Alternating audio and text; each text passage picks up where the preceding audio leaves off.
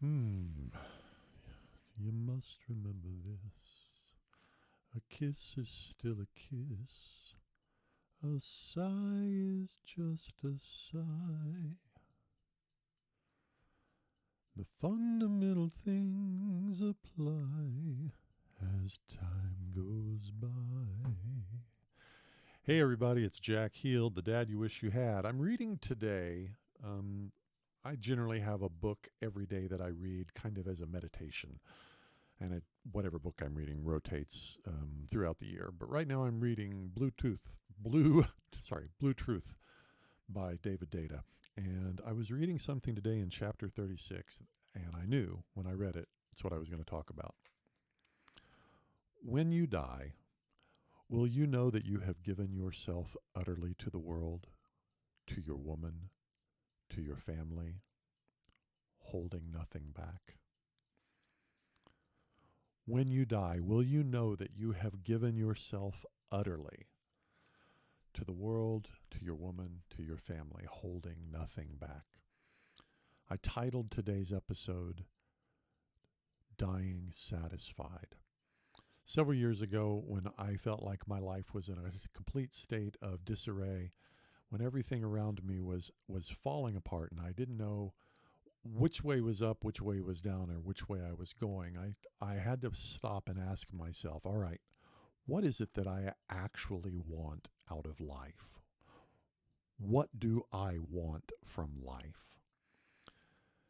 And the answer I ultimately arrived at was that I wanted to be able to, at my death, look back over the years, look back on my life, and be satisfied.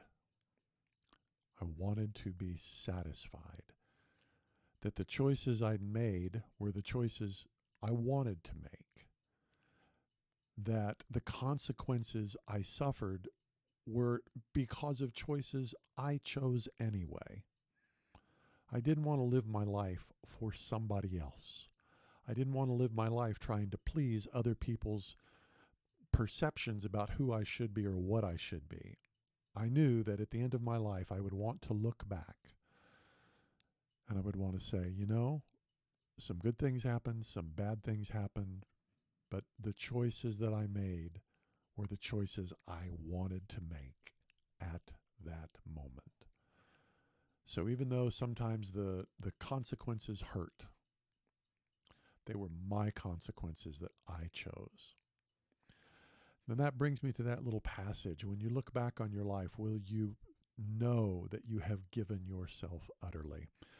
A life that is lived entirely to please yourself ultimately ends up being a not pleasing life. I know for myself, nothing gives me more pleasure than feeling like I have given something useful of myself, my time, my energies, my efforts, my talents to someone that I love. There's nothing that delights me more than to be able to give of what I have to those that I love. So, I suspect that most of you are wired a similar way. There's a few sociopaths out there who aren't aware that there are other human beings in the world, but I'm not talking to you. I'm talking to the normal people who feel like I do, the great satisfaction that comes with giving of yourself to someone that you love, to making their lives better and deriving pleasure from it. Now, I'm not talking about altruism. I don't believe in altruism. I believe that everything anyone does, they do because they get something positive out of it. And I make no bones about it.